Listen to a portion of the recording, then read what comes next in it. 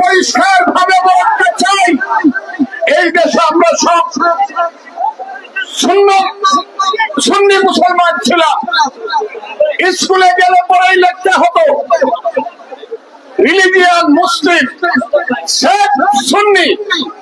সেইটা আজকে জামাত ইসলাম ষড়যন্ত্র করে ক্ষমতায় এসে সেই সুন্নিয়াতকে বদলিয়ে দিয়ে এখন এই দেশের সালাফি এবং এই দেশে ওহাবি মতবাদ প্রচার করতে চায়।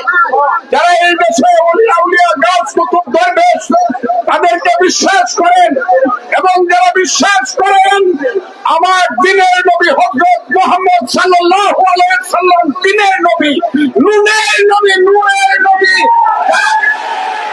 যারা বিশ্বাস করেন ওই সব ওহাবিদের সম্পর্কে সাবধান থাকবেন।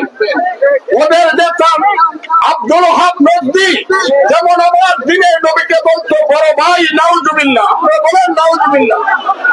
এই সব জামাত ইসলাম ওহাবি যারা আমার দিনের নবীকে সম্মান করে না, আমরা এই দেশে তাদেরকে সম্মান করি। আজকে যিনি এসেছেন তিনি কথা বলবেন। ইসলামের যারা শুধু জাহেরি বিশ্বাস করেন, বাতেনি বিশ্বাস যারা করেন না, তারা সবটা জানেন না।